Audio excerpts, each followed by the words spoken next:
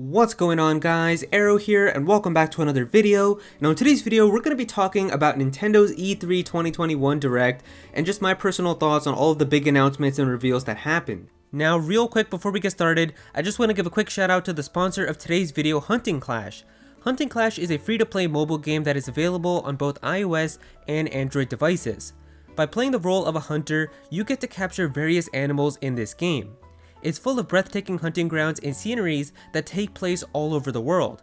I was actually really impressed at how this game looks visually because it is running on a mobile device with Android and iPhones, and the game actually looks really good. There's a variety of hunting weapons to choose from bows all the way to snipers, and you can even get super buffs or sonars. You've got over 100 different animals to hunt all over the world, and the game even comes with player versus player features that are available through duels, challenges, tournaments, and championships so that you can compete against your friends. There's events that happen every week to discover and play new features, and so if you'd like to give Hunting Clash a try, then definitely be sure to click it from the link below in the description, as it does support the channel, and thank you so much to Hunting Clash for sponsoring this video.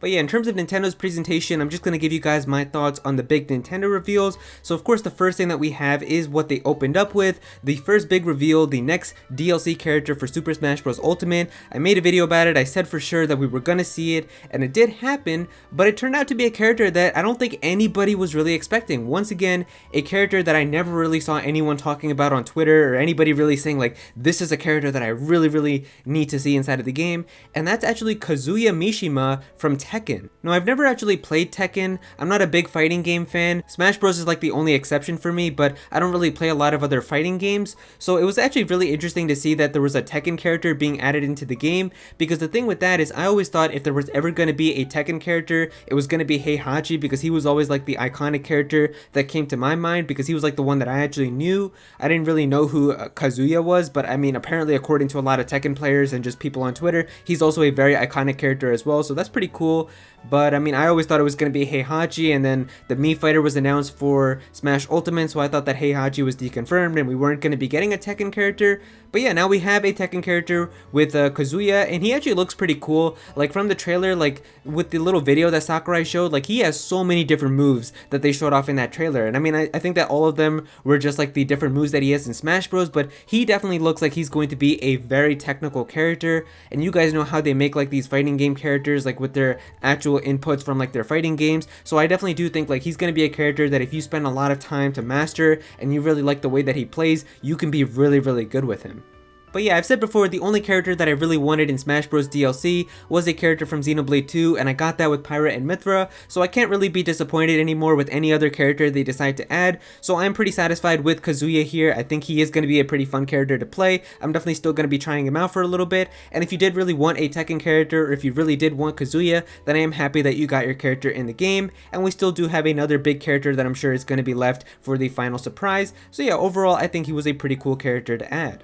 Now the next big reveal that we got from Nintendo was Super Mario Party Superstars, and I gotta say, I'm actually very excited to play this game, because this is actually gonna be a Mario Party game that I'm gonna buy after so many years. I think it's been like at least like 6 to 7 years since I've bought a Mario Party game. I think the last one might have actually been like Mario Party 9 from like 2012 or 13 that I got as my last Mario Party game. It's really been that long, and the reason that I haven't gotten one is because the ones on the DS and the 3DS just really didn't appeal to me that much, and then the ones on the console, I heard the Wii U one wasn't really that good, so I didn't get that one. And then with Super Mario Party, I was actually pretty interested in getting that in 2018, but the big thing that kind of turned me off from getting that one was there was no online play, and that was like the big thing that I really wanted, like to be able to like have online play so that me and some friends could maybe even stream that sometime, or I could just have some fun with my friends and just play that kind of even in my Discord or something. But it didn't have any online play, and then Nintendo randomly this year was like, oh yeah, we're gonna add it now 3 years later, so it just really didn't make a lot of sense. But with this Mario Party, we're actually gonna have some good boards that people really love, a lot of the classic mini games that people love from the GameCube and the N64, and it's gonna have online day one, so it's pretty much everything that people could ask for in a Mario Party game, so I'm definitely very excited for it. Now this next game was rumored for a while, but it was a very nice surprise to see, and that's that we're actually going to be getting a brand new 2D Metroid game. After 19 years, we're actually getting Metroid Red, and I'm actually so excited for this game. I actually really do like 2D Metroid games. I've only played one, which was Metroid Fusion, but that game was so much fun to me. I really did love playing that. And so I'm actually very excited now to play Metroid Dread. The game looks incredible from what we've seen. Like, I'm actually super excited to play that game. And even from Metroid Fusion, like when I played of it, that game was just a lot of fun. So I'm very happy with this game. And I know a lot of people were saying now to play some of the other 2D Metroid games to kind of get a feel for them and get like this whole story and all the details before Metroid Dread. So if you guys are interested in that, this is like the actual order right here. You can see that on screen. So the first game would be Metroid Zero Mission, and then we've got Metroid Samus Returns on the 3DS. Then we've got Super Metroid with the SNES on the Switch, with the Switch Online. And then of course you've got Metroid Fusion with the GBA. And so these would be the 4 games that you would need to play in this order before Metroid Dread comes out. But I know they did say in the video that even if you haven't played the past games, if you look at the prologue of this game, you're still going to be able to understand everything. So either way, I'm just very happy that we are finally getting a brand new 2D Metroid game. And I mean, Metroid is really one of those franchises that's really good, but like the sales are just never really that good. So I'm hoping that this one finally is going to be the one that sells really well and gets a lot of people to finally try it for the first time and get into the Metroid franchise. And I mean, Nintendo seems to be marketing it really well. Also, like on Twitter, they've changed their entire profile picture to Samus and their whole banner. So I'm really hoping that this game actually does do very well. And I'm definitely going to be picking it up day one. Then another announcement that we got here was Warioware. So Warioware was also something that I know a lot of people really wanted, so I'm actually pretty happy with it. I never actually really did get too much into Warioware, so it's probably not going to be a game that I'm going to get right away, but maybe if it does go on sale or something eventually, maybe I'll pick it up. But it does look pretty fun with all the mini games and stuff, and now you are going to have multiplayer as well. So I do think that this is definitely going to be one of those games where if you just have some people locally and you want to have some fun together with them, it's definitely going to be one of those games where if you just got some friends over, you can really have a good time with it. And then of course the big finale from the Direct was The Legend of Zelda Breath of the Wild sequel. We finally got to see a little bit more of the game, and while it wasn't like an entire full-blown like trailer reveal, even in the little gameplay teaser that we did get to see, like it really looks like that this game is just going to be really massive. Like they've got multiple floating islands now above Hyrule, and so it's going to be like there's going to be like an entire new sky area that you're going to get to explore in, and we got to see like Link gliding between the clouds. They showed a new ability where you got to turn into like water and go through like a mountain, so it looks like that there's going to be a lot of new cool abilities, a lot of gameplay changes, and it's just going to be a very expansive game. And we also know that it is going to be coming out next year in 2022, so with that in mind, I really do think that they're going to try to make this Zelda game feel like a completely new game.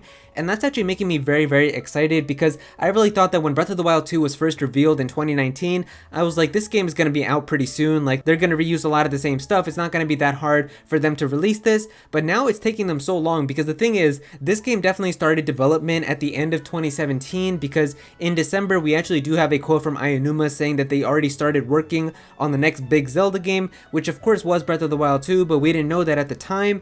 And the fact that it's going to be releasing in 2022 does mean that it's going to be like an entire 5 years of development. So if they're really going to be doing 5 years of development and reusing the same engine, the same assets and stuff, that really does imply to me that they're going to be adding a lot more new content to this game, and they're really going to be trying to make it feel completely different than the original Breath of the Wild, which is just making me very excited, because that was like one of the things that I really thought that they were just going to do with Breath of the Wild 2. Like I thought they were just going to, you know, tweak some areas, maybe tweak the gameplay a little bit, and then kind of just call it a day. Like it was mainly just going to be like a big kind of glorified DLC of Breath of the Wild. But no, this is really making it feel like they're really trying to make it like a completely new Zelda game, and it makes a lot of sense. I mean, Breath of the Wild is a game that a lot of people will say is probably still one of the best video games of all time. Like that is a 10 out of 10 video game. So you really got to make sure now that if you're making a sequel, you got to make Breath of the Wild, the game that people give 10 out of 10s, you got to make that game now look insignificant to this game, which is definitely going to be much harder for them to do. So that's why I feel like they're really taking those 5 years that just adds so much more stuff to this game,